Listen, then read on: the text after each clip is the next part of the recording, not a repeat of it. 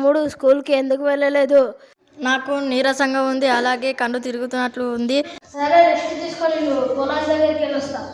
మరుసటి రోజు నిన్న వెళ్ళలేదు, ఈ రోజు కూడా వెళ్ళలేదు. కాళ్ళు గుంజుతున్నాయని పాఠశాలకు వెళ్ళలేదు. ఏ గాలి సోకిందో స్కూల్కి సరిగ్గా వెళ్ళడం లేదు. మంత్రికుడి దగ్గరికైనా తీసుకువెళ్దాం.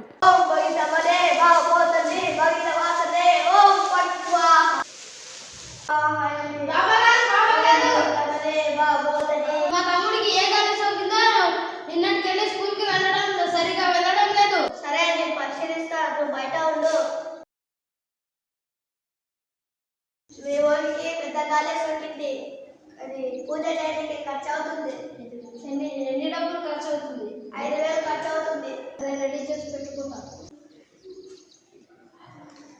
బాబాగారు మీరు చెప్పిన సరుకులన్నీ తీసుకొచ్చా, డబ్బులు కూడా రెడీ చేసి పెట్టుకున్నా.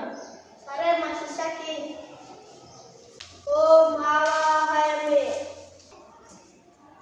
ఓం భగితమదే భూతని భగితవాసనే ఓం పట్ స్వాహ.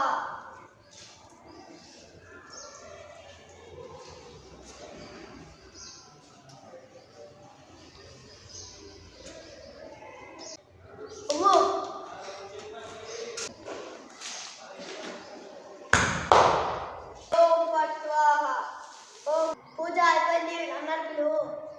అయిపోయింది, మీ తమ్ముని తీసుకొని వెళ్ళు. అరే తమ్ముడు, స్కూల్కి ఎందుకు వెళ్ళడం లేదు? 5,000 ఖర్చు. ఏంట్రా అన్నదమ్ములు ఇద్దరు మాట్లాడుతున్నారు? 5,000 పెట్టి మంత్రి దగ్గరికి తీసుకువెళ్ళాను, అయినా నయం కాలేదు. ఏమైందేమో, ఏ ఖర్చు సోకిందేమో, మంత్రి దగ్గరికి తీసుకెళ్తే ఇంకా నయం కాలేదు. 5,000 ఖర్చు అయింది. ఇంకా మూఢనమ్మకాలపై నమ్మకం మొదలలేదా?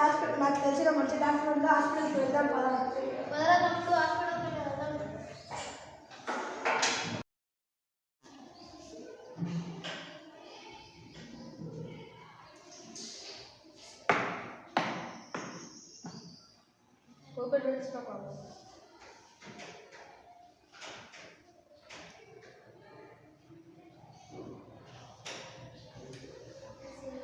ఏమైంది డాక్టర్ గారు?